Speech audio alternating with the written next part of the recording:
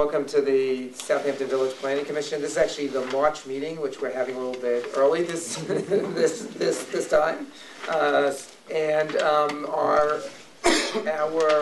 April meeting will be on the normal date, which is April 2nd. Before we start, just want to mention two things we're not going to be going through tonight. One is at the last meeting in the beginning of February, we spoke at some length about concerns about the application process, both how applications are made and how they move through the process. The trustees after that asked Nelson Pope to do a study of that process, and when they're done, we'll come back and meet and talk about their recommendations. So we're not going to talk about that tonight. And secondly, the study for the sewer district is ongoing, and I think we will have some early discussion of that study at the April meeting. So the purpose of the meeting tonight is to go through the recommendations from Nelson Pope on the study of zoning in the FEMA zone. So the Planning Commission has been talking about these issues since the early fall. We had a hearing at the very beginning of January on the initial report from Nelson Pope, which is right here. We then have opened it to public comment. The village got comments on the village website.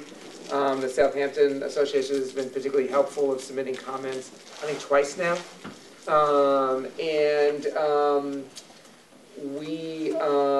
We had a fairly extensive and productive conversation at the last Planning Commission meeting. Based on all that, we have been working with Nelson Pope to go through what we had discussed in January and look at what we think would make sense. And our goal is to have something that we can then submit to the trustees as a recommendation.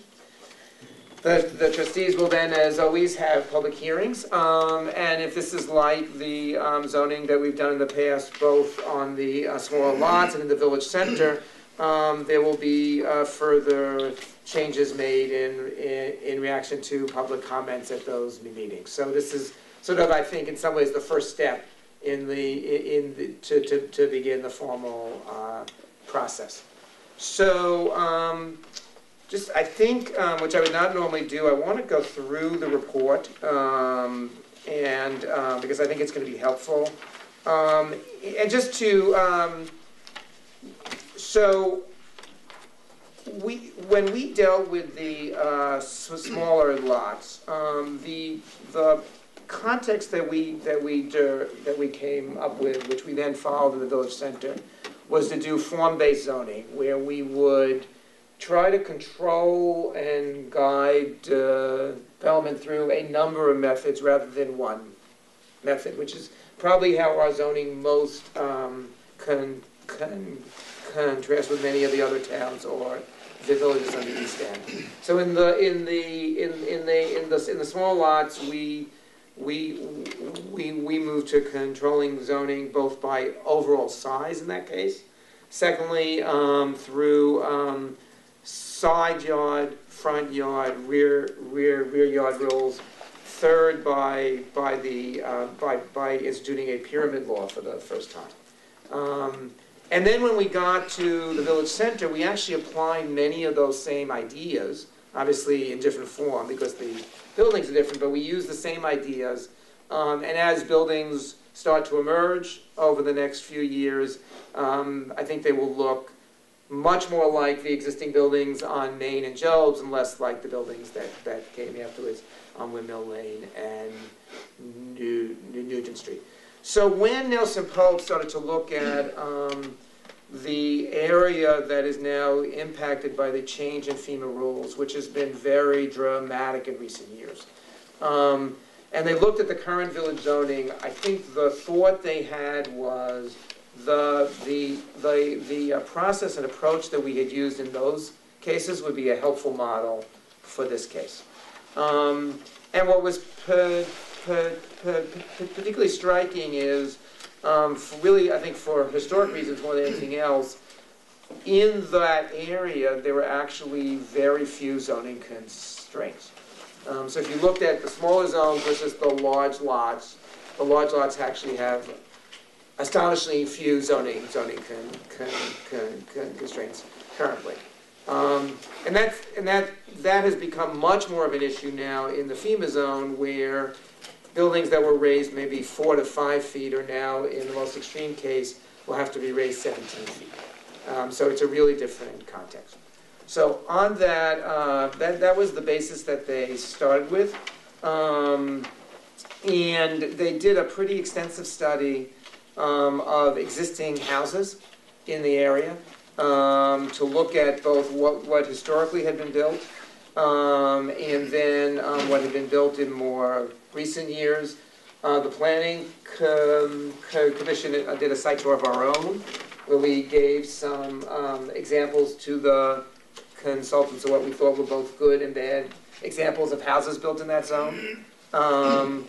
And they also, as I'm sure everyone knows, did a series of interviews, both with the other boards, with the Southampton Association, with the building inspector, and other relevant parties. And then two other items, I think, that impact this. One is that much of this area is, or a good piece of this area is covered by the Village Historic District. And separate from what we're doing in the zoning, I think it is our thought, hopefully I speak for everyone, and certainly it is the consultant's thought, that the Historic District needs to be refreshed at this point. It's a very old document that really hasn't been looked at in a long time.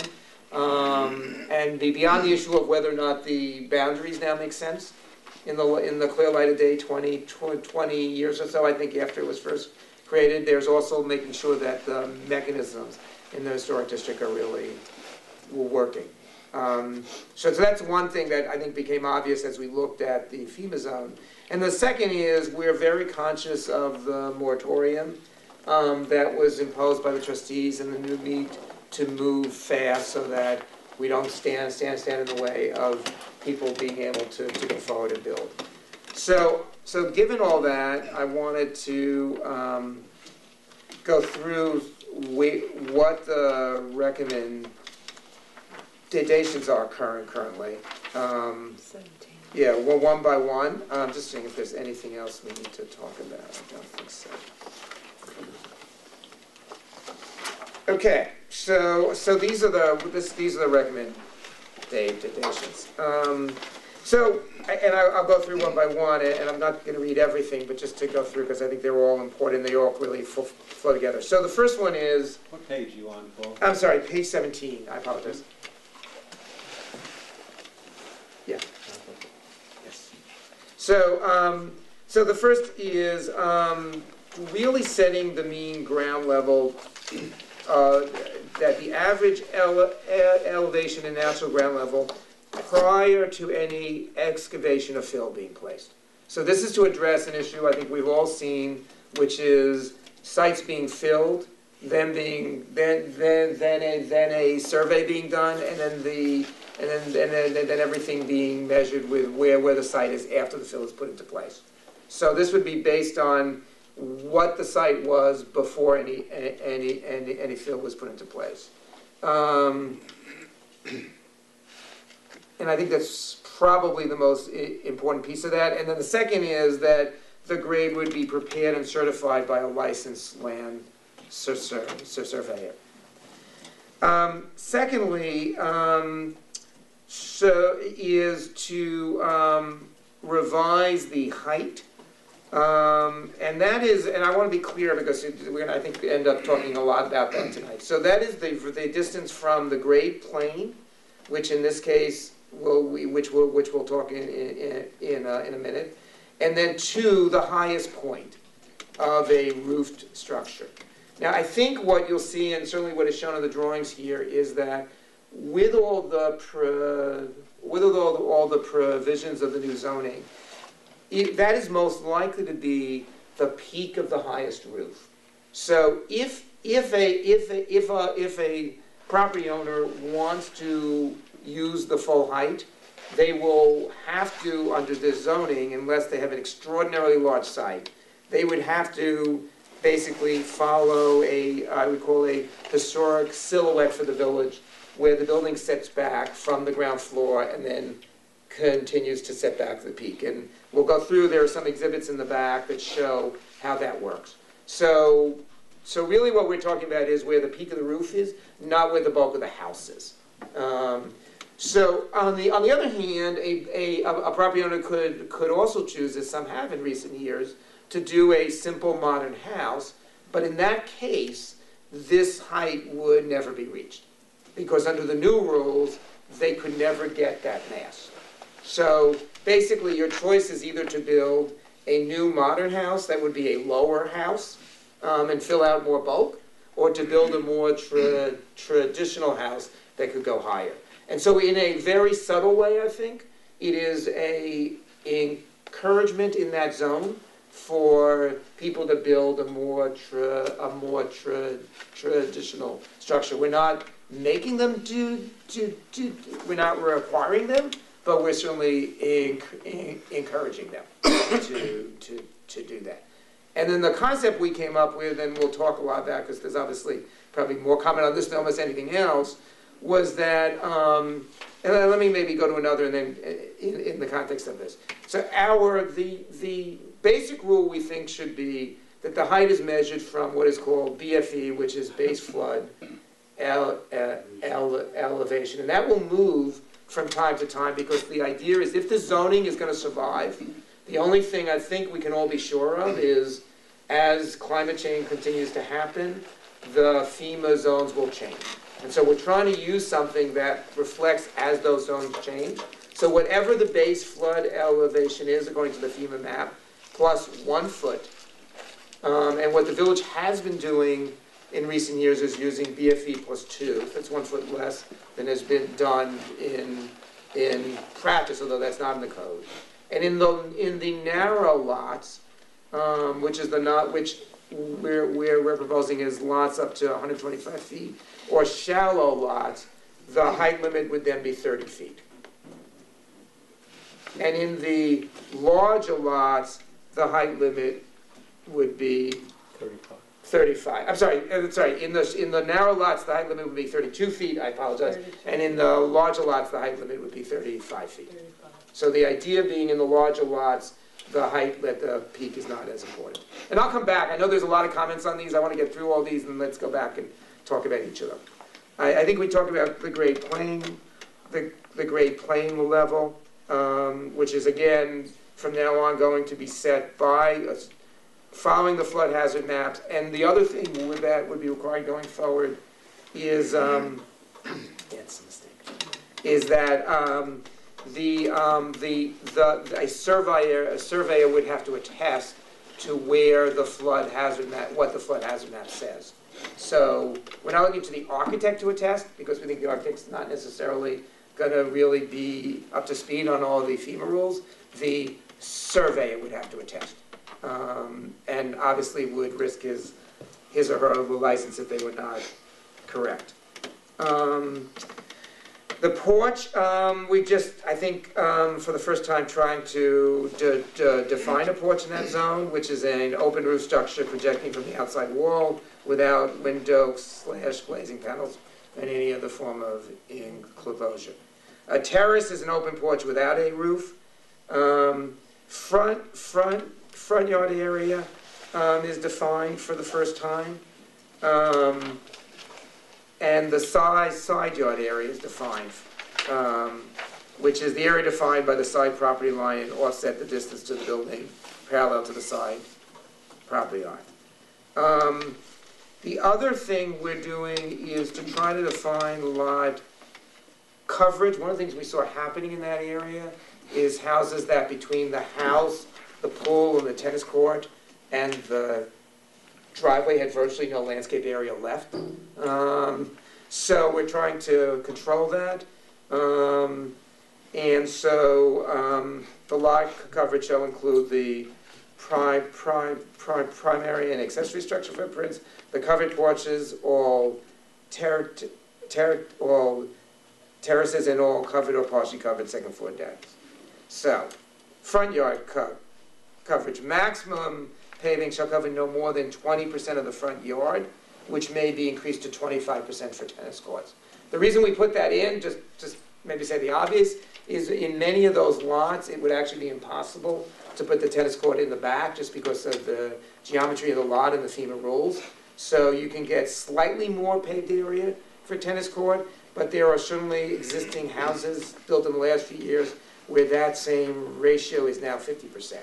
So it's a significant reduction of the ability to fill in the front yard. And then we've also actually given how large the walkway and tennis courts can be in the future.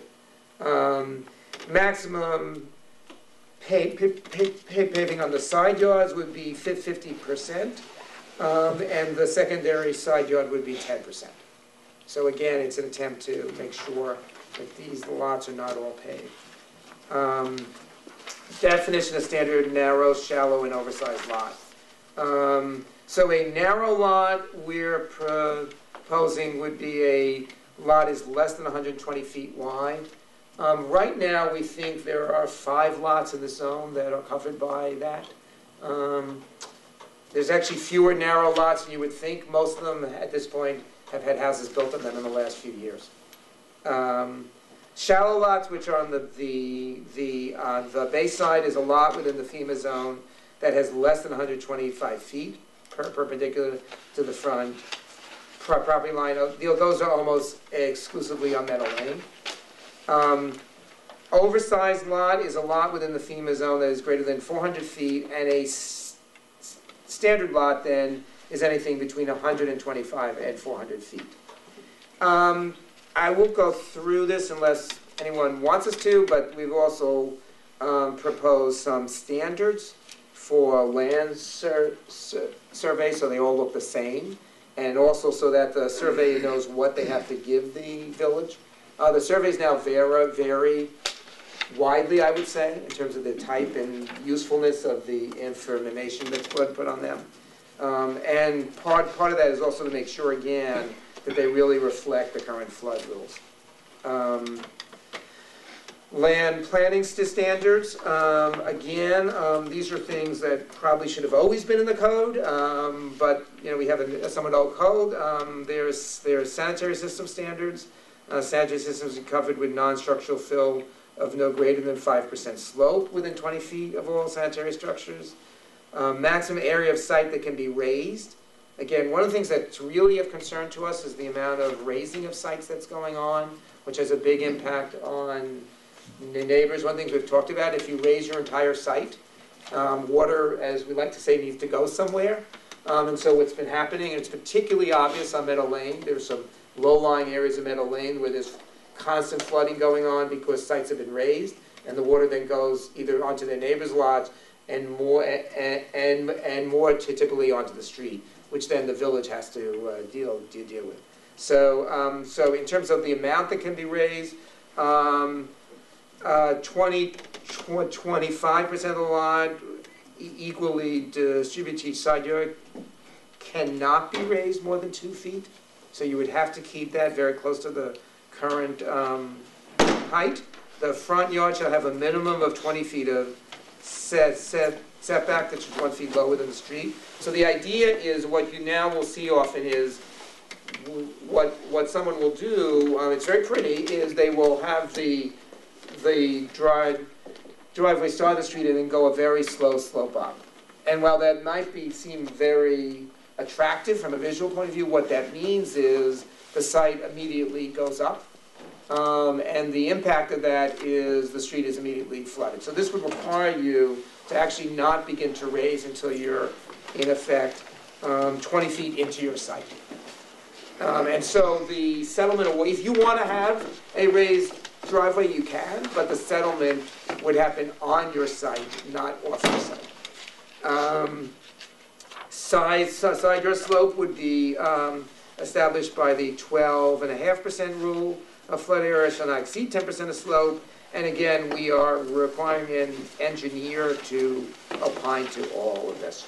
And Mark, we can talk a little more about that when we go through it. But one of the things that is occurring to us on these lots, which are very complicated, is the need to have experienced professionals working on it.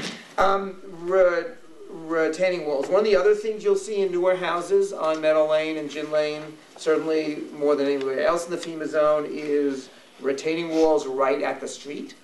Again, the impact of that means that water is going elsewhere, which is really what a lot of this is about. And that's a problem in a large rain. It's a catastrophic problem in a large storm. So the rule here is no retaining walls within the first 20 feet. So if you want to have a retaining wall, it has to be within your site, not at the street.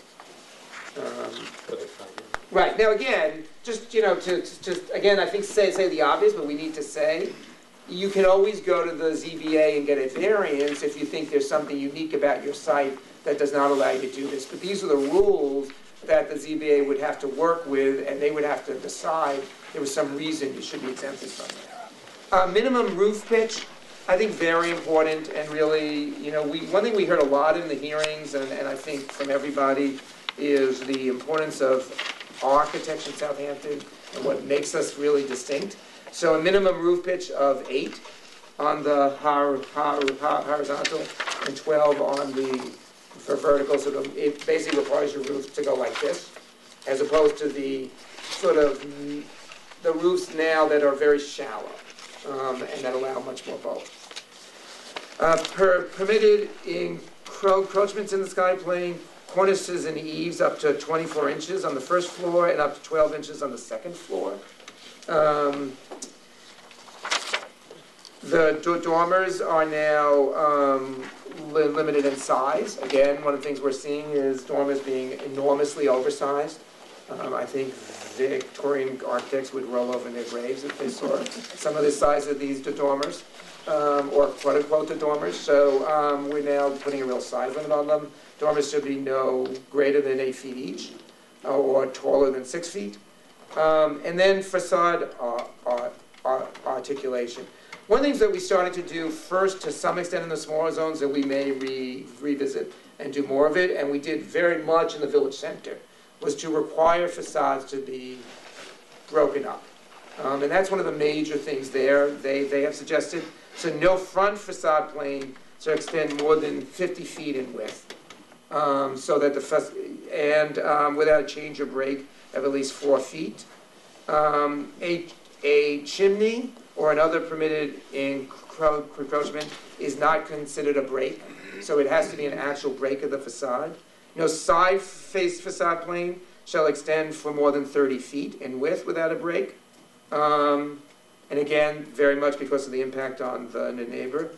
No more than 75% of a 2-story side primary facade shall be made of one vertical plane, which is separate from the secondary vertical plane. Again, to break it up. And then front side or rear yard facades with exposed solid foundation walls greater than same of 3 feet shall either be same as the main facade material or stone masonry.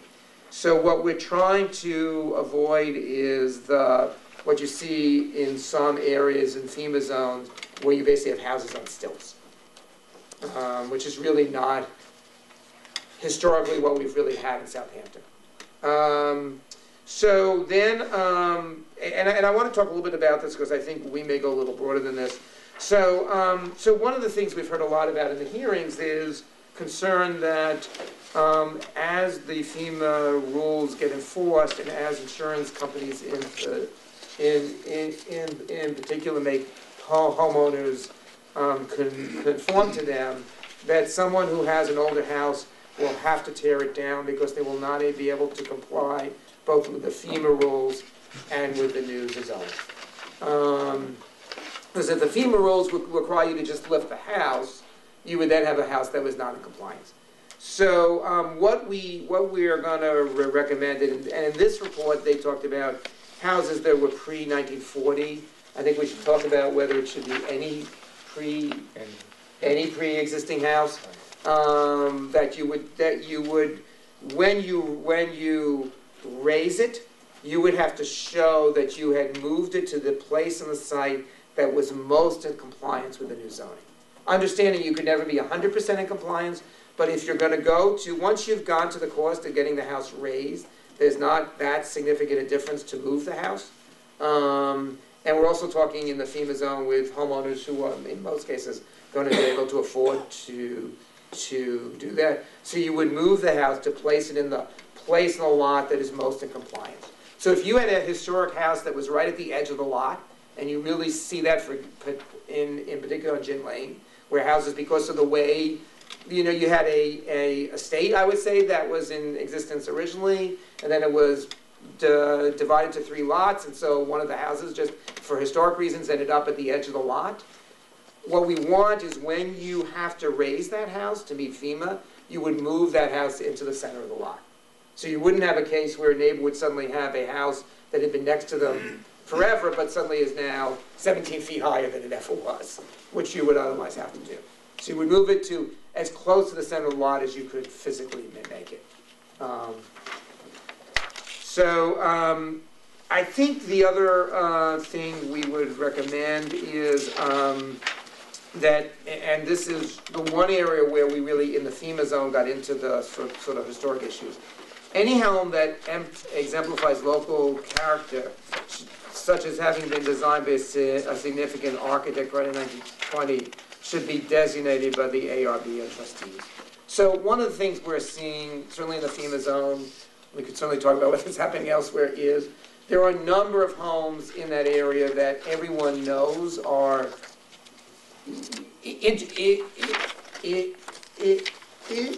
homes. Those should be designated now by the ARB or trustees, so a property owner doesn't find, after they've bought a house, that they've somehow have inadvertently bought a house that people locally consider to be an important house, and we get into the type of controversies we've gotten into in the last few years. So we think there should be a list now of houses we think are of some importance in that zone. So anyone buying a house ahead of time would know, and it would be flagged that the ARB considers that an important house, and they would know that when they bought it, and they would hopefully be able to take that into account as they make their plans. So I guess the one other thing, and then we can get through the report and the figures and everything else, is that we've struggled with, and certainly I don't think that this is not science, this is art more than science, what the appropriate slope is in the, or angle in the pyramid should be. I think we feel that the 33 measured from the, let me say 2 things. Number one is, I think we feel that the BFA is the proper place to measure it from, that measuring it from natural grade when the FEMA zone varies so much is very arbitrary from an architectural point of view and will inevitably lead to multiple houses going to the ZBA, which is what our zoning should, I think, be trying to avoid, trying to make this process more as of right, not less. So that's first, and I think that's the most important thing. Once you do that, we think the 33 is actually more restrictive than 45, which has been recommended, in that when you calculate how that works with the house. Now the other thing, which is, and there's nothing wrong with it, it's just a different way of looking at it. The other thing that has been talked about is to use a 45 angle, but measure it from natural grade. Now that certainly would require you to set the house back more.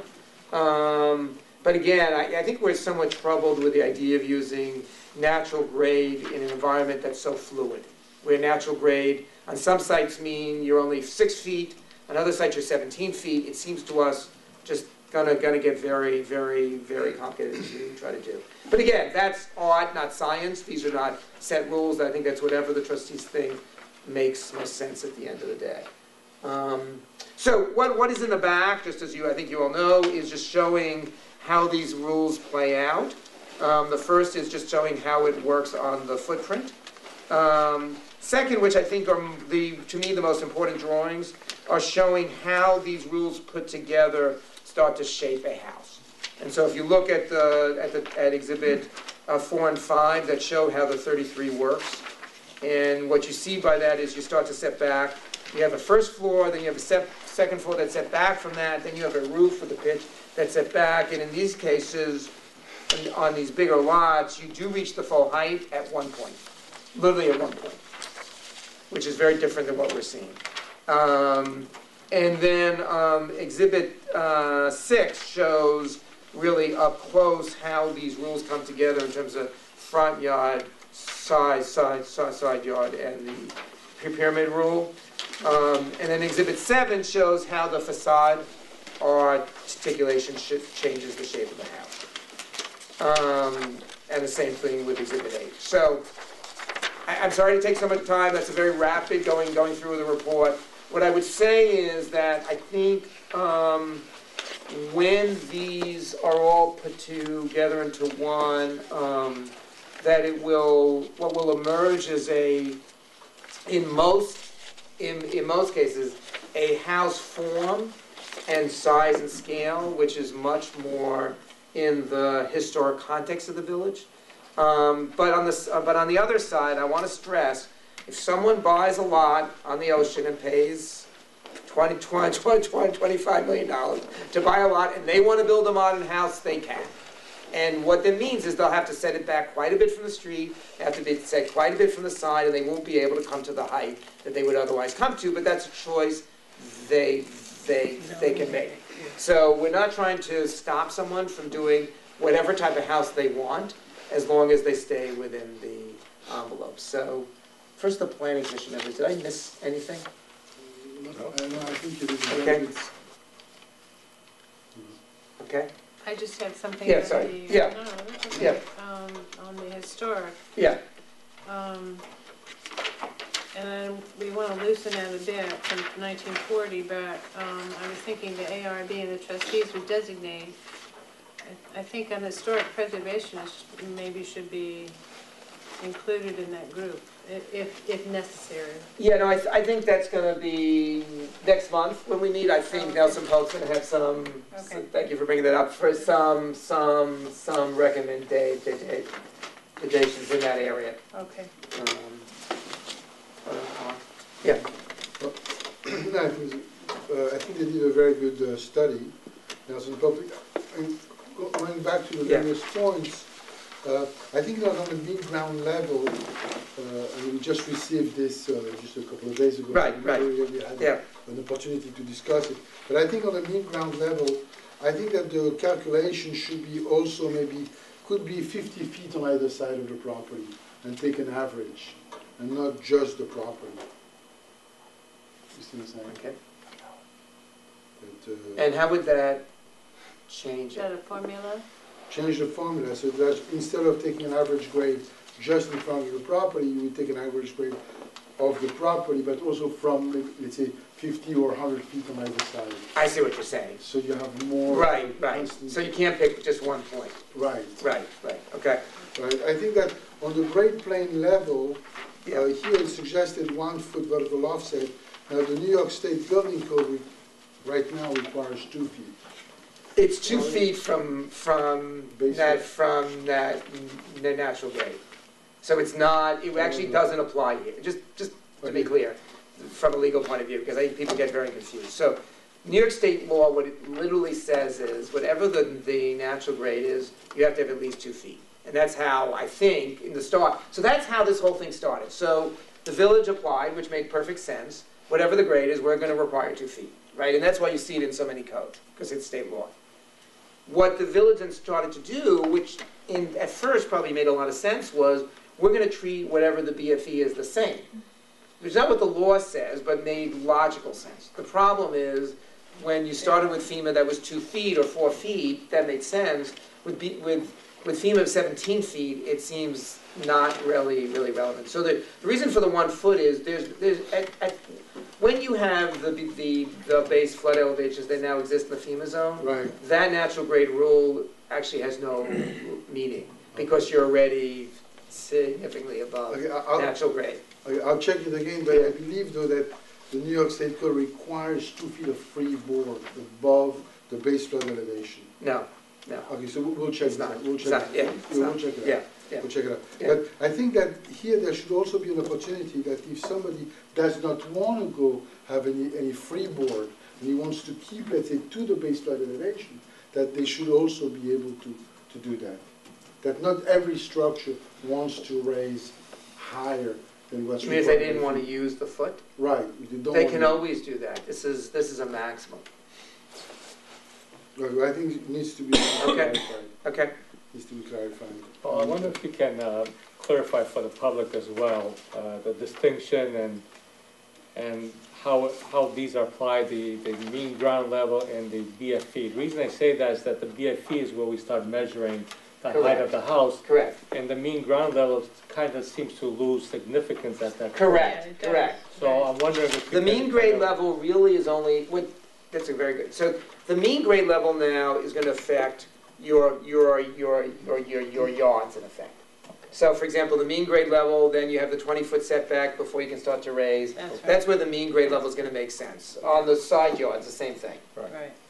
The house will really be ruled by the base flood elevation. So we're basically separating those two and saying those two are measuring different things. One is how you're impacting your neighbor and the water impact you're having on your neighbor, your neighbor in some cases being the street. Right. And the other being, yes, you're right, and the other being the base flood elevation, which we're using to set the envelope for the house. Yeah, I thought that needed to be Right, clarified. right. I thought that their front Yeah. yard coverage, the limit on the front yard coverage was a little bit too restrictive. And I think it could be reviewed a little more.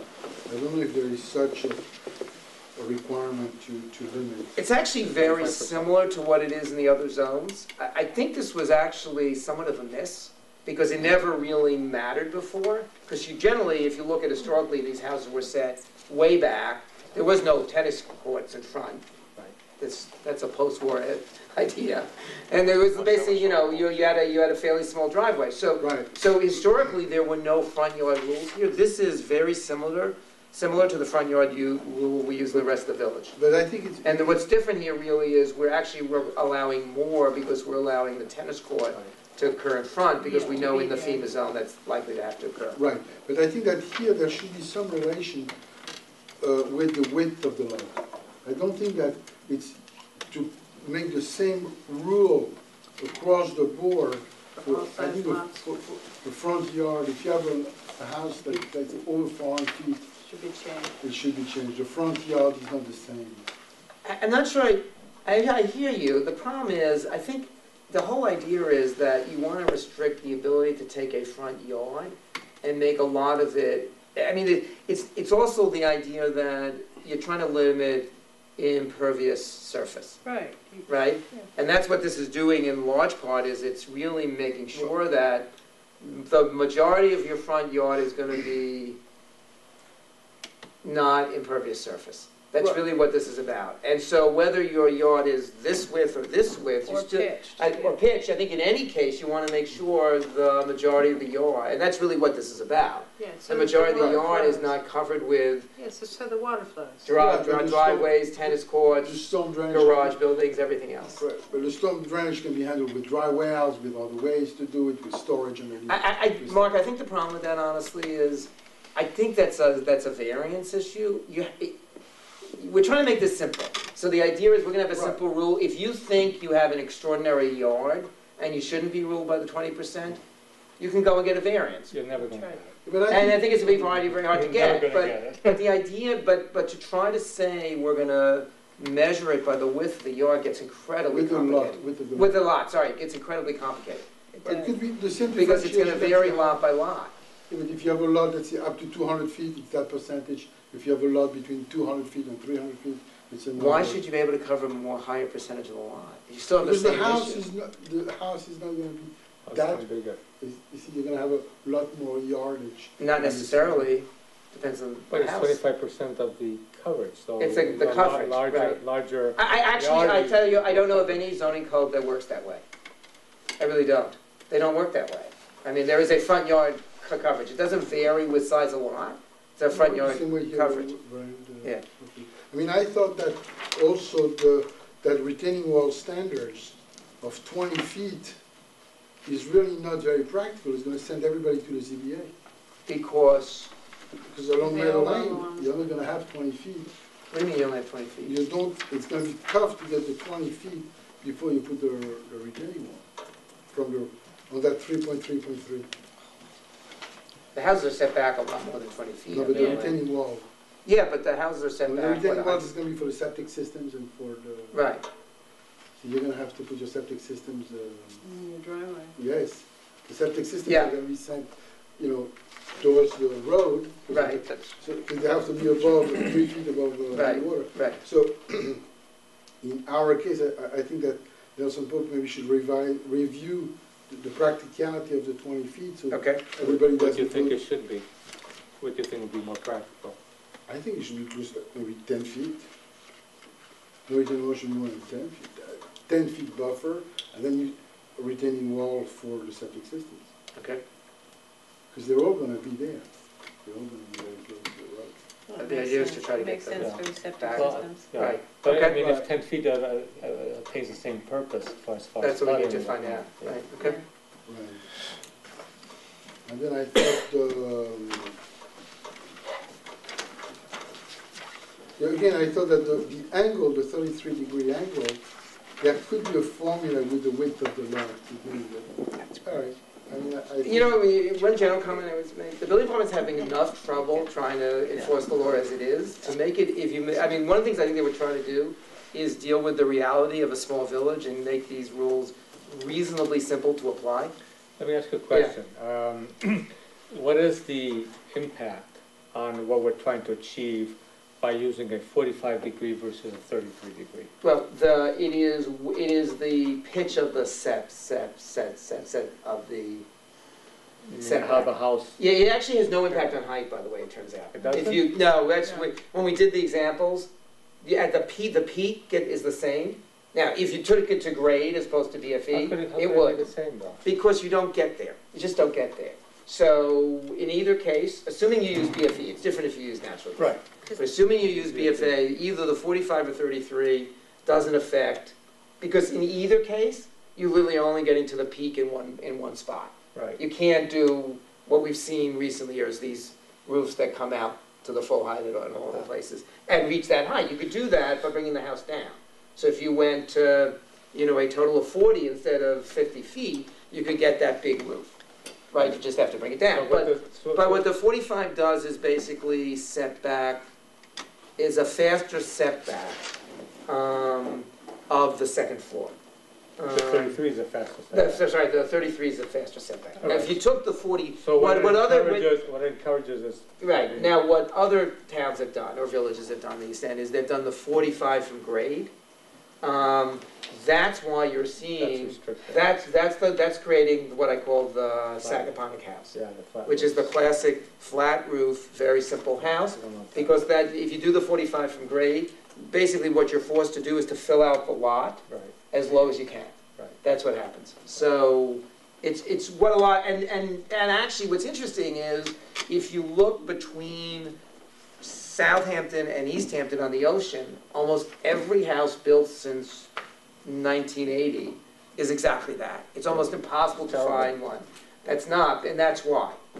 Because you end up with these houses that are So the 33. on stilts and then like this. Good. The 33 will not encourage the flat roof. So it'll Correct. allow us. Right, it doesn't encourage the flat roof. Now, obviously, if you were gonna go to grade, the 45 would make more sense because because Right. otherwise you literally can't get a house in. That's Of right. course. Right, so that's the difference.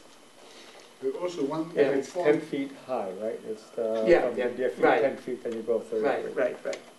One more point that maybe Nelson Pope could review is whether, there's various definitions in National Flood Insurance Right, Program. right, correct, And in the building codes. Right. And maybe which one, because when we say, so even the BFE, is it the bottom of the structure, or is it the top of the structure? Is Right. it the average Right. height of the various Right. floors, or Right. is it the lowest floor? Right, I right. think all those definitions should be clarified Correct. in the code. Right, and that would be part of the next step, I think, would be the village attorney would work with Nelson Poe to actually create Right. code that would reflect those rules. And these differences, Yeah. because even the, Okay, comments from, yes? You mentioned 32 feet was for the narrow, the small. Yeah, yes, They I- referenced It's a 30. Yeah, it's a typo, I apologize, we'll get that They fixed. actually, in one of the exhibits back here, it shows 30 feet also. Yeah, I know, it needs to So, be fixed, okay. right. And then we were talking about is it the +2, that's the insurance piece, the national insurance? right, the Flood plus insurance. two is, the BFE +2, BFE plus two is in the New York State code. No. It's the residential debatable. code. No, It's no, a no. free The board, debate. no, I can show you, I'll send you the code. because, you know, I'm concerned about that if we do the BFE +1 and it doesn't meet Yeah, the New York State. I mean, we will, let's just say we will, we will Won't be the change New that. York State code, but New York State allows that to go through a variance process to go down to the BFE. I don't want to see that. Yeah. I don't want to see. We'll make sure it that we doesn't. do BFE +1, that then automatically we've cut Yeah. all the people out Yeah. of. I don't believe that's the program that they case, but should we will be. check it. Yeah, we'll check it. We'll So, check it. Yeah, that's it. Yeah, But, I agree, we wouldn't want to do Yeah, that. we we wouldn't want to wouldn't do want that, so. Okay. Yes, Um, easy. On the 32 feet Right. for the narrow lots, Right, I think 125 is not large enough okay. to classify a small or narrow lot. I think maybe it should be 150. It seems like that's, how many lots are actually going to be, I mean, you said 120 feet. Oh, 125 is like an 125. R20, so it's pretty big. It is a few more lots, as you go up, so there's, But that's essentially only a half acre, right? Right. There are not going to be many of those, though, in Yeah. the FEMA zone. There There's really not going to be aren't. very many of those in the Right. FEMA zone, and I mean, I think Right. that 125 feet, if you're 126 feet, you're not going to really have a lot of room to not potentially impinge on your neighbor's property. so And to so- just, I think You want to raise 100 the standard. Pardon? You want to raise that. I think the standard should be raised, because in that, I in understand that, your point, in I that, really do. in I that do too. Yeah. section of the village, I Right. think the average lot is, I bet it's 200, maybe it's more than that, I mean, I bet it's, I think it's approximately 200 feet. Right, right, Really, that's the standard. along the ocean, But- definitely. This rule was meant to cover the sort of non-standard lots. I think if you go to 150 feet, there's another 2 lots that are covered by that. But if you go to 175, there's another 4 lots, I think. We're talking about, in any It's case. a very small number. It's a very small It's a number. very small number. But I get your Still, the point. impact Yeah, remains the same. yeah, yeah. Just as a point of Right. information, they're discussing about revising what they consider to be a floodplain, from the 100-year flood to the 500-year flood. And if this happens, then the Right, there'll be more floodplain lots will covered. actually go all the way up to Hill Street. Areas of Hill Street will be considered in the Well, and 500-year Meadow Lane will be Right. underwater. floodplain zone. well, we'll have to probably look at it at that point. And say I that, guess. that's because we have, Whoever's left. that's because we're not spending enough time on the zoning. Right, Um, yes. And also obviously, there's still an 8-foot reduction for a flat roofed house. Is that Correct. correct? So it's 35 and 27 Right. and 32 and Right, correct. 24 or Right, whatever. right, but you actually, that's true, although it will probably have very little meaning, because when you put in the pyramid, it's gonna be very hard to use it anyway. But that is correct. And I guess the other point on 3.4, where it talks about the minimum roof pitch, it seemed like a lot of people were getting past that safeguard by having a small little gable and then behind it a very flat roof. So what percentage of the roof? Does all the roof have to have a pitch of 8/12? to be considered a pitched roof? Yeah. So every single, No, these are not Oh, sure. No, it's not- it's no. a gable. Why would Yeah. it want- It wouldn't be a gable, it would have to be the roof Yeah, itself. roof Yeah, it would have itself, to be not the the roof. gable. Right. Because what we're doing here is we're defining, what you're doing gable, like, literally If defining you the have a flat dormer. roof, the height is the roof level. Plus, it wouldn't make any well, but sense that's on not the roof. case, for example, on the Mueller house, or the large house that you see on Meadowmere Place, where it's almost sort of a mansard roof, Right. and that was Flat roof. considered a pitched roof. That is not a pitched roof. So I think that, you know, that got to Okay. be the 35 feet, and I don't believe that most people would consider that it has a very large portion that's flat on the top. Right. Yeah. That's So- what I'm Right now, a lot of the designs are like this. So I think, you know, you will end up, even though we're saying we want to avoid the two-story boxes, we're creating a system here that will allow people to have three-story boxes. Won't the When you say, pyramid, yeah. eliminate that? yeah, the pyramid, I don't think, They're not gonna be able to do, because they won't be able to go far out enough. Right. With the pyramid. certainly on the narrow lots, you would not be able to Because do there's a that. step, there's a Yeah. cantilever. You would not be able to do that. Well, not on the narrow lots, but I think on larger lots, you will continue to see houses that will be Well. boxes and flat roof boxes. But that doesn't. Because, Because instead of, he's saying that instead of having the roof, Roof just you have like styles, you're a talking about portion of the styles roof of to be sloped. roofs. You see what I'm saying? I don't think that's, Roof You styles. see like this, like a portion of the roof that's sloped. You know, it's only portion, and then here it's a flat roof. Oh. Yeah. yeah, but A lot Go of. take a look at the house Honestly- just near you Can on Little Plains, that was the colonial home, almost at the end. right, And they've really gone up 3 stories, and it's quite a flat roof, but it's got these little pitches that then get and then cut some off. roof, Yes. Oh. And So it and does come so in, and then, I bet you Right. it will fit in your pyramid. I guess the question I would ask, Jay, honestly, let me ask the, sort of be devil's advocate for a minute. So what? Right. In the state exactly. section, so what? Well, We're not talking about houses that are right next to each other. Why shouldn't people be able to build whatever style they want on a large, someone has a 5-acre lot, why should we be restricting the this isn't a style? 5-acre lot. Go take a No, look no, at no, that I'm house. talking in I this, agree with you, on a No, no. 5-acre lot, no, go I'm to talking in it, this it's your zone. 20-story house. I'm talking about this zone. We're not talking about Little Plain, so let me just be clear. We're Well- saying in the FEMA zone where you have so this is not a narrow lot, right? So this is a lot that's maybe 200 foot wide, right? Right. Why should we be, and assuming people are abiding by the side yard and the front yard and the setbacks and everything else, Yeah. why shouldn't people able to do the architecture that they want?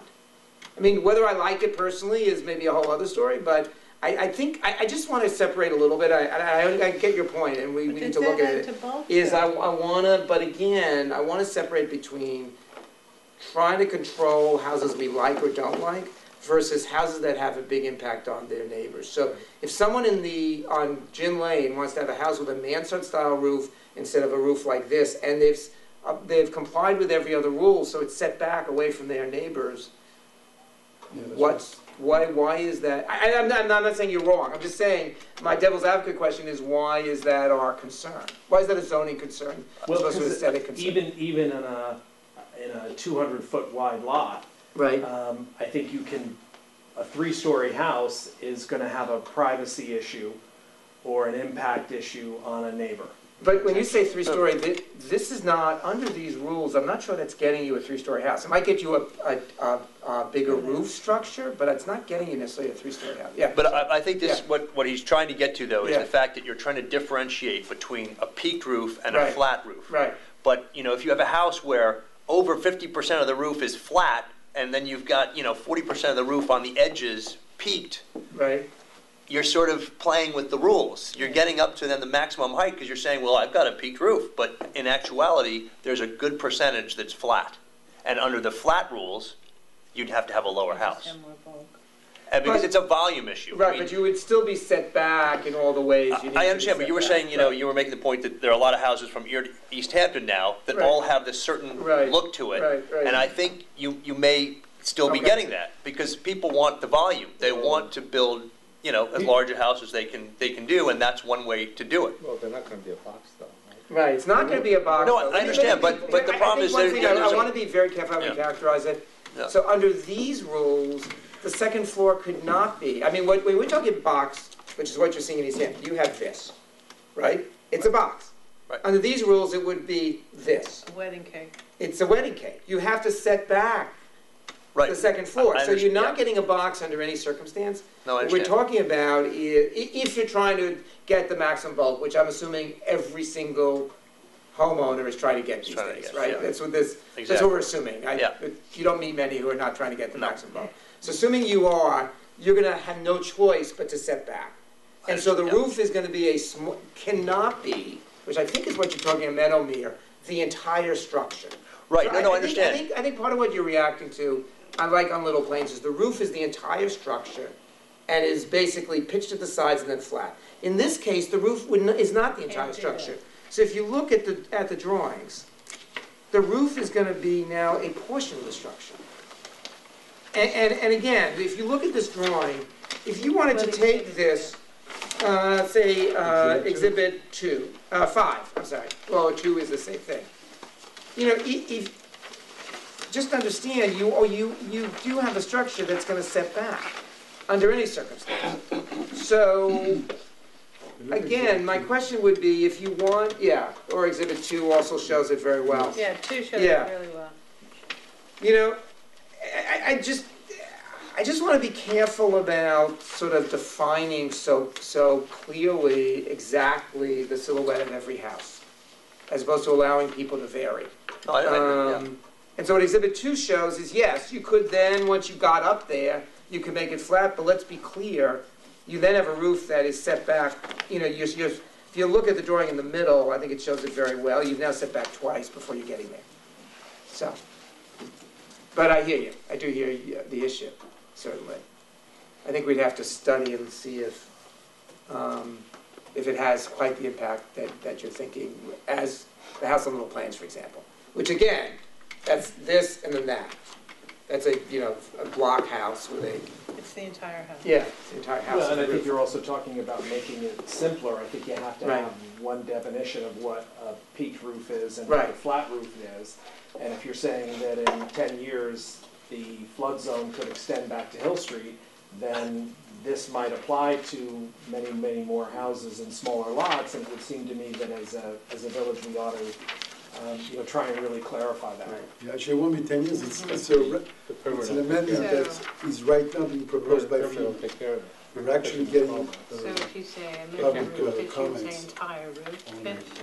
I don't know that the pyramid, I mean, because you're going, first of all, you're, that was another issue that I wanted to raise too, is what we see actually is the natural grade. And that's what you see on the parcel when you come up to the parcel. So I think that there is some logic to 45-degree angles from the natural grade. Because that really is where you're starting, that's what you're seeing. And so if you're a neighbor and you're in a neighborhood where most of the houses haven't been raised because they were built pre-90, pre-88, now all of a sudden you're essentially setting the bar 17 feet up to start. Yeah, just understand that will mean every house will be flat roofed. There's no choice. At that point, you're gonna have, that's the only way you'll be able to do that. That's why every house in Sagaponic is flat roofed. I'm not saying you're wrong, and then you could do that and say that maybe is what you need to do because you have too much impact. But that is very controlling on architecture, enormously controlling. Because basically what you're saying is as FEMA rules go up, you basically can't do this. No, You're gonna have to do this. to get the bulk that you. And again, I think you pointed out in your study, the town of Southampton, just go there and see what's being built on the ocean. It's not by accident. I mean, look, there is obviously also a market that right now loves modern houses and people love their modern glass box on the beach, but the other reason they're doing it is they can't actually build a Gin Lane house on the beach in Sagaponic. You couldn't do it. Now, some people say that's great. You don't get tall houses. But you would really, I think, radically change the character of Gin Lane and Meadow Lane over time. Because you would end up, and that's the impact, we think, and we studied it, of having the 45 feet from grade. You really then, and you're right, it would certainly restrict height, but it would also mean, Terrible architecture. well, very different architecture. I mean, I actually like modern houses, so I'm gonna say terrible, but I think it's different than what we have historically seen in Southampton, which is houses that do much more of this. So is it Yeah. possible to do the 33-degree angle from BFE? Yeah, And just do that universally throughout all of the FEMA zone? that's basically what we've recommended. Okay, I thought there was a recommendation to go BFE and then a little bit higher before you It's just the take the BFE angle. plus one, Plus one or two. but you could do it depending. from BFE. you're No, right. but the pyramid, though, you're right, is 10 feet. 10 feet. 10 feet before Well, the- that 33-degree Before the pyramid 33. starts. Yeah, but that's to allow you to get To a build ground it. floor, Yeah. basically. Right, it's allow you to get the ground floor, But, I mean, well, right. yeah, I would think though, I mean, and that's another question I have for you. Okay, Oddly enough, when the code was written back in the 70s, there were two larger zones that Right. were allowing principal structures to be closer to the side lot Correct, line correct. than accessory structures. Right. Why that happened, I have no idea. Right, right. All of the smaller zones Right. prohibit that. Right, For some reason, the two largest zones right, allow smaller side yard setbacks for Right. principal structures, right, which seems to me right, sort of backwards. Yeah. But I think to even everything out, we should have the principal structures at least the same setback as the accessory structures.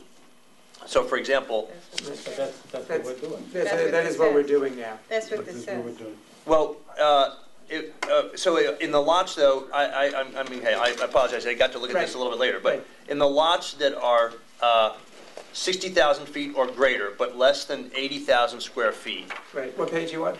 well, no, I'm just reading our code as it Okay. exists today. Oh. So lots 60,000 square feet or greater, but less than 80,000 square feet, principal structures can be 25 feet from the side yard, That's. and this is accessory being structures changed. can be 30. That's being changed. Okay, and then I just want to make sure Yeah, that both that's are a very being good point, and changed. that's one of the things we're fixing. Okay, but the other point is, okay, on lots greater than 80,000 square feet, Right, the principal structures right now are allowed to be 30, and accessory structures have to be 35. yeah, that's all So changed. I would say that the principal structure should also be 35 feet. Yeah, that's all being. Well, that's, okay, all right, I didn't, Basically, what we're now doing in those zones, which is different than, so let me actually, a very good point. So in the small lots, we did something which said you could basically, because of the way historically those lots had worked, Right. you could place a accessory structure very close to the line, right, very close to the Right. property line.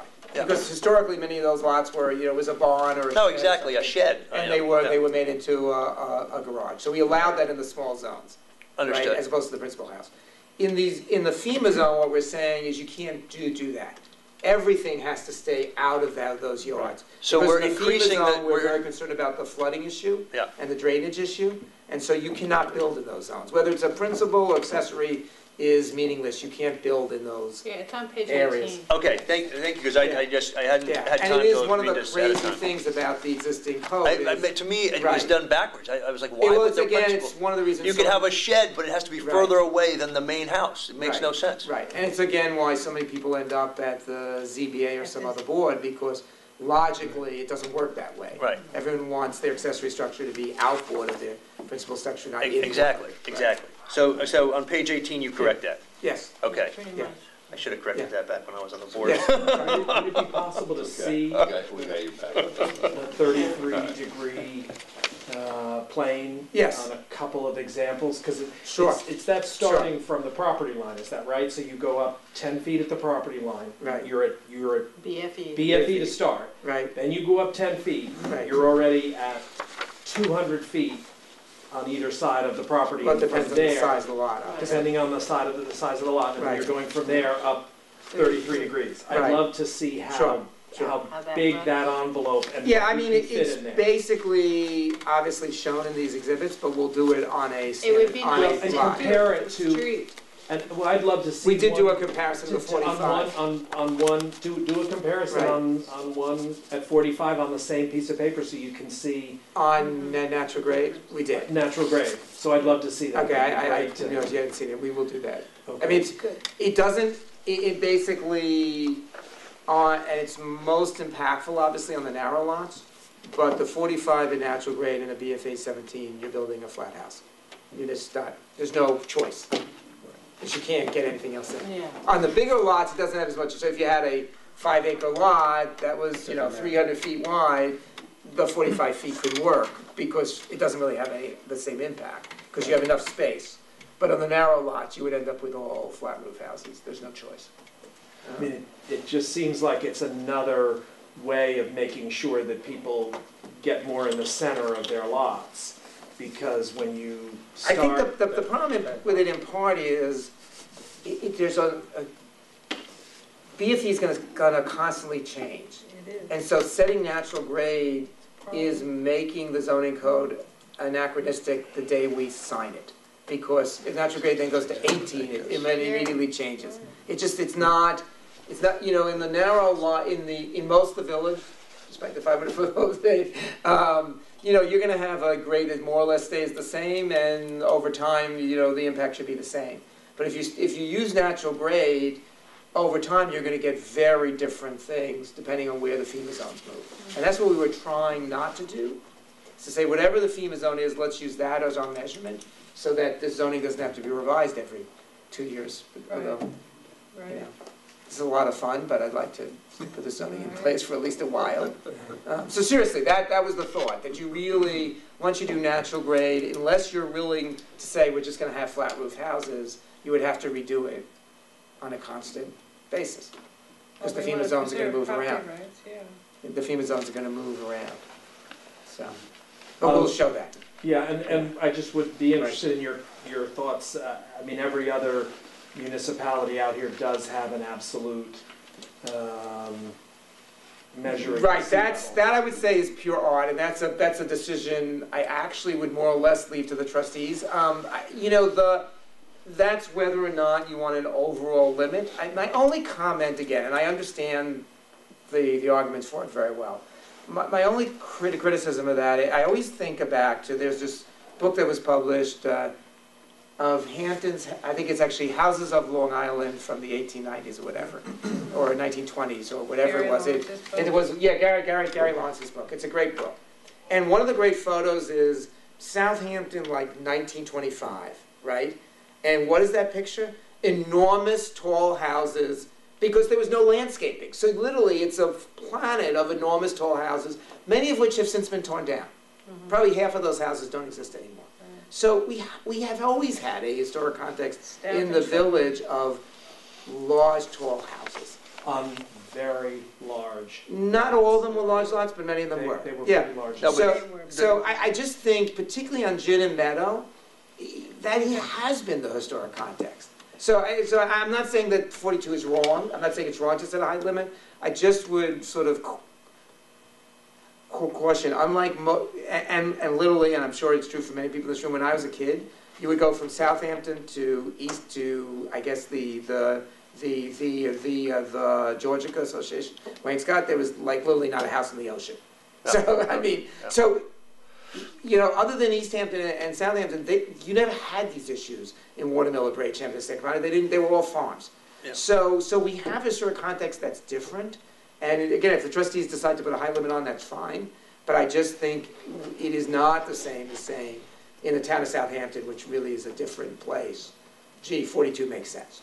The only thing it does, and we're not in the same context. The only thing I would say is different is that, yes, there are a lot of vertical houses, but the vertical houses are not 12,000 square feet. That they may be very tall, but the volume and the massing is not what we're seeing a lot of people want to build, where they want to build building envelope to building envelope and max it out, and that changes. I would beg to differ. I think of the big White House on Gin Lane, which is, I would guess, more like 30,000 feet. The house that was just sold for $145 million on Gin Lane near the beach. That's a very large house. I mean, there's plenty of very, very large houses on Gin and Meadow Lane. I mean, I think the difference, the FEMA zone obviously changes that, because you start to raise them. Yeah. But is there a history of extraordinarily large houses? Many of them were torn down. I mean, there are fewer now exist than before. That was for purely economic reasons. But again, you look at Gary Lawrence's book, there were not a lot of small houses. No, but there really weren't. Yeah, I mean, there are more small houses now than there were then, actually. Definitely, absolutely. Again, I would just say though that, Right. what we're seeing is people Right. want to build to the zoning Right, code. right. That's the issue. I totally agree. Most houses Right. back in the 1890s were not built lot line to lot line. They just Right. weren't. Maybe they were big, but they were appropriate and in proportion with the size But of the again- property. Again, and I think you're right. The one thing I would say is, and that's why I think you have to look at the entire context here. Yeah. No one's gonna be able to build lot line to lot line anymore. That's what we've done here. And that's the reason, Mark, with all due respect, I really strongly disagree when you're coming to the front yard. I think what's most important about this, taken as a whole, is you can no longer fill up the lot. Right, because I would say if you look at Right. that picture that you like from 1925, Right. the houses stand out individually. I totally There's agree. spacing between them, there's some Yeah. greenery between them, Yeah. but, we don't want to look like West Hampton Dunes. I I think mean- you said it better than I ever could have said it. Yeah. That's really what the zoning is about. What we're trying to do is use side yards, front yards, rear yards, lot coverage pyramid, take it all together, and you're gonna end up with houses in the center of the lots, Right. without the impervious surface we have now. And my own feeling, but again, it's the trustees' decision, is if that house peaks at 50 rather than 42, in the historic context of Southampton, that's not the most critical issue. The most critical issue is to place that house in the middle of the lot, And the architecture. and the architecture Right being down to the set bow. back. But that's ultimately, I think, for the trustees. Well, especially if the FEMA zone changes, if the Right. DEP changes, I Right. mean, Well- But you want to try to be even Right. among all the Right. properties. So Right. on the smaller lots, there's a lot that's 150 feet versus a lot that's 400 feet. Right, There's a lot more restriction on the 150 feet proportionally. Of course. but that's because of the impact on the neighbors. Right. And I think that's fair. If you buy a lot of that's that narrow, I think part of the problem right now, honestly, is people don't know. Because the rules are so obscure and in many ways make no sense. So almost every house ends up at the ZBA now because you can't really use the rules, literally. So you have maximum, and so the owner is guessing or asking his architect or their surveyor or their engineer or their lawyer, in many cases their lawyer, what do you think I'm gonna get approved? yeah. Right, what we're trying to do here, as much as we can, is to take away that conversation and say, this Well, at is least the, to give them guidelines. yeah, these are the rules, and yes, some houses are gonna end up at the ZBA, but hopefully most houses will be within these rules. And when they buy the house or the lot, they know what they. Right. Yeah, they know what the rules are. If they Yeah. don't like it, they don't buy it. Right, right. Let me ask So- you one yeah, more question. sorry, Did you yes. think of maybe doing the 35 feet from BFE rather than the +1? I mean, what did the Yeah, +1 get us? Because, I mean, BFE, as you know, Right. in many areas, is really quite high. Right. And then, Right. I don't No, understand. it's BFE plus one. I would think that you could just do BFA Right. plus the 35 feet, Good and point. that's plenty. I mean, I don't understand Right. why we Well, need the there's extra some foot. concern about a New York State law, I don't know. No, but. No, I'm just talking about the total height. That would That's not where affect the house height. is. You'd still have to abide Right. by New York State code, Right. but the You're saying house, for the height limit. just the Right. height limit. Right. Because The height limit. if Okay. someone has a house that was built, Okay. 35 years ago, and they're at 35 feet, but then all of a sudden their neighbor comes in and has to go to That BFE makes sense. +1 plus 35, Right. that house is gonna be Right. significantly taller. Right. I mean, it's a minor thing, but I think, why do we need the extra foot? I mean, just do BFE plus 35, it's consistent across the board. Everyone Right. knows what BFE is, everyone Right. knows what 35 feet is, there's no interpretation, there's no Right. question, Right. it's quite simple. Nobody Okay. has to get out of Mark, New what do you York think? State. Come on. I go back to my original question, what is the national flood insurance? Right, exactly. No, but again, the house would have to conform and have the interior of the first floor at BFE +2. But then, Just again, BFE. you wouldn't be able to just keep going up and up and up. But here's one of my concerns, Yeah. is that people are paying $25 million for a lot, Right. and a lot of them want to get views out Yes, of right. the ocean. Right. As many No, no. opportunities as they can. But so right. What kind of impact is that? So all I would say though, 40 foot? Mark, and this is interesting for the planning commission too. I mean, so, all right, Right. say you do BFE plus 35. Right. Basically, you're saying then that, the house in some regards has to be, within, what, 33 feet, I guess. You're taking away 2 feet or something. Right. But the thing is, there are lots of places out here where the maximum allowable house is 32. Right. So we're saying, you're allowed to, Right. I don't know, get you. It's a very good point. it Excellent, seems excellent just just, Yep. and I It think seems it's, arbitrary, it does. it seems a little arbitrary. Okay. Why you, and honestly, I think Right. it seems more consistent Right. if the code always uses Right. BFE. For Right. the pyramid law, Right. for the height restriction, Right. just Make use it BFE, and Right. that's printed. As I long mean, as it's everyone knows allowed. what that is, Right. Yeah. right? FEMA Right. declares what that And, is. and what I think, what is, that's excellent about your point, is that is not the same thing as where the house needs to start, that's a separate issue. That's right. That's gonna It be has nothing to whatever do the with that. flood zone requires. It's just like, that's Right. where you're taking Right. the height from, Right, just like where you're taking the Right. pyramid from. right, right, It seems very logical and simple, okay. and we know we want to have simple Yes, codes yes, for we everybody, definitely want it right? simple. Keep it simple, stupid, right? Yes, exactly. Okay, One other thing Yeah. on the historic district. Yeah. Does the village have a study that was done several years back of expanding the historic district that might already? Yeah. I mean, I think the ARB has talked about that, they've not presented anything to the trustees or Yeah. anything, so I'm not sure. Yeah. But, I think there was, what we thought is, given the urgency in the FEMA zone, where we think houses are most vulnerable, I guess at this point, is the way to put it, that there should be an immediate action to identify important houses in that zone, because just given the FEMA rules, you're gonna have this, you're gonna have a lot of this in the next few years. So we don't wanna wait 3 years and find out we've already eliminated, several houses that we would have said otherwise were clearly important. So, yes, there was that study. I don't think it was as focused in this area, That's- which is really the issue. I think the ARB is Yeah. looking into it. Yeah. Right, right. But what we're saying is let me actually be clear. Rather than wait for the expansion of the historic district, which is a complicated process, you're gonna go to the State Historic Preservation Office, the Suffolk County Historic Office, and everybody else. So it's gonna take some time, under the best of circumstances, that the village should immediately identify what we consider important houses in that zone. Even whether or not they ultimately meet the rules in the SHPO, they may still be of importance to the village. Yeah, and I'm not trying to slow it down. Right. I'm simply saying, Right. wouldn't it be faster if you already have this list somewhere in the village? I just had heard that it was out there. You still have, there's still a process to create a No, expanded no, historic What district. he's saying to start with. Yeah, no, you would start with that report, And I'm sure. just saying to make sure. it easier for Yep. you all, Yeah, Yep. that would be. okay, other comments? So let's go through. So, and this is really for us. So are we all comfortable with the approach in the report? Before we get to the specific items, that this is the right approach for the zone? Well, I think that what's We'll go missing- through the specific items, but the general approach. I think the general approach, but the trustees did retain to review the procedures. Correct, separate from And that's this. definitely a very big part of it. Right, right. And I think as we said, you're right, as we said in the The last, procedures haven't been addressed. yeah, as we said at the last meeting, we really believe the process needs to be reformed. Right, but that's not. Significantly reformed, that's what not- they do. That's not right. what Nelson Pope does, right? No. Separately from this. This study is just about what goes in This the is just a code. recommendation. What goes in the code.